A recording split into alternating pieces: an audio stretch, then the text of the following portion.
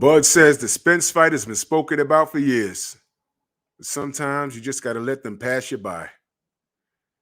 Oh, let's talk.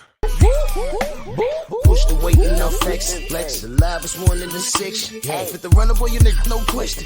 You will run a motherfucker high stepping. Hey, you never had a big enough weapon. Motherfucker never learned your lesson.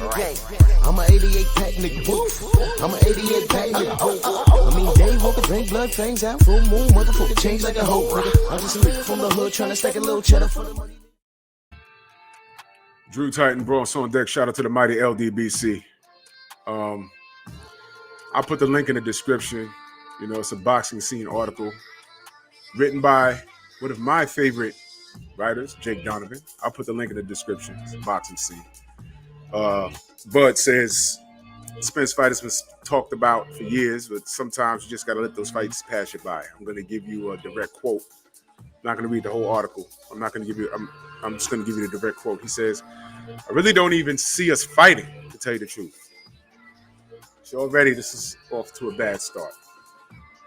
I really don't see us fighting, to tell you the truth. Crawford confessed. Language is important. Crawford confessed during a recent installment of the Last Stand podcast with Brian Custer. So he's quoting word for word from an interview that Bud Crawford had with Brian Custer. Salute to Brian Custer. He's a good dude. He's a real good dude. Repeating a belief he has carried at least through 2021. He said, man, the fight has been talked about for years and years and years. That's a fight I've been waiting for since I came into the division. When Errol Spence became the number one guy in the division after Keith Thurman. I called for Keith Thurman before I was even world champion in the division. Sometimes you just got to let those fights pass you by. The pairing remains among the most requested fights in sports. One that would feature 3 of the 4 major titles at welterweight, held by 2 unbeaten pound-for-pound level talents. All right, I'm gonna put the link in the description. Y'all can go ahead and read this yourself. All right, but here's my opinion, man. Because listen.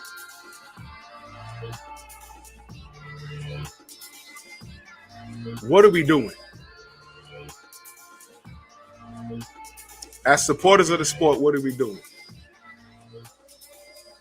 Y'all know the history. Now, whose side you're taking on history, that's entirely up to you. How I see it is, Bud came in at 147, didn't do anything, but wanted a red carpet rolled out for him. Fine. Some of you think he deserved it. Some of you didn't. Fine. Bud and Errol could have happened. Y'all remember that 60-40? He said, no, I'm worth more. By the numbers, that didn't prove it. Let's be honest. Worth is determined off of what you've made, what you've put out, what you've made. I've attended Bud Crawford events when he fought Amir Khan right here in New York. It didn't do as well as Errol Spence in Texas. Errol Spence has a deeper resume at 147 than Bud does. That's a fact. So fair is fair, right? So Bud was told, look, all right, go get a belt. Fine. He went out and got a belt. All right, and I'm jumping around here a bit.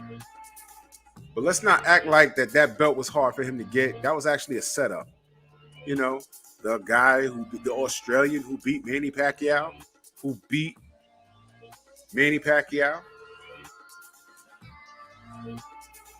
Did he really beat? All right, I ain't even going to get into it. No one thought Bud was going to lose that fight. So now he has a bargaining chip. Whatever. He says, Errol says, yo, listen, I'm going to go clean up my side of the street. Then I'll come for you. Or you take the 60-40, we can get it on right now. Am I wrong on that or what? That didn't happen? And whether you think it's fair or not, that's entirely up to you. But value is based off of what you've done.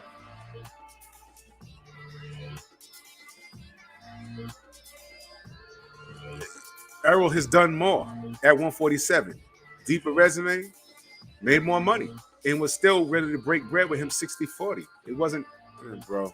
I so don't want to talk about money, but it seems like in this era, we always end up talking about money. So, the fight don't happen.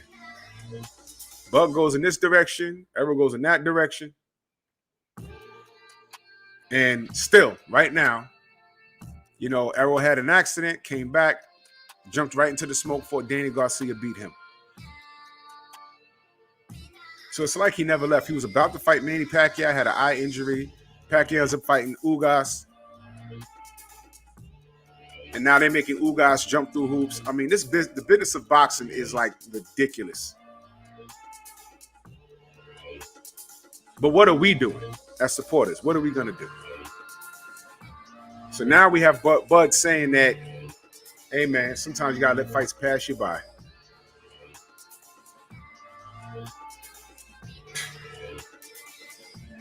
Let it marinate. This is what happens when you let things marinate. Fighters become disinterested. Fighters could lose. Juanma Lopez versus Yuriorkis Gamboa. That was a hot fight. And what happened? Orlando Salido happened to Juanma Lopez. What happened to Gamboa? Bud happened. Now what? Now what? There's a bunch of fights that could have happened that were hot, that should have happened when it was hot. Business gets in the way all the time. I'm sick of it. So now Bud is saying, hey, man, he's really not interested in fighting Errol. This is what I'm getting from him. He's really not interested. He does not care. He does not care to have that fight.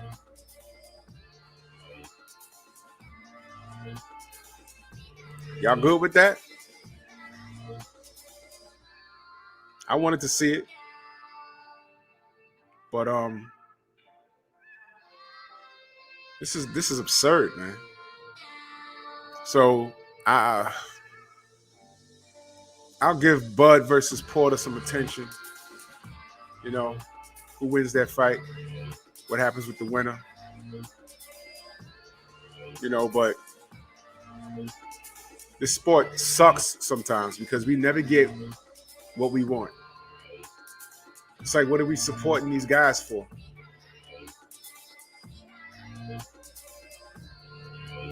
It's deflating, man. Politics is none of our business. But again, when you know the politics, to me, in my opinion, there should have been a little more pressure on Bud to take that 60-40, whoop Errol's ass, and move on. If you're better than him. But I know. I'm just on the outside looking in, man. Y'all tell me what y'all think, because, you know, I'm just deflated at this point. This is crazy. Bronx on deck.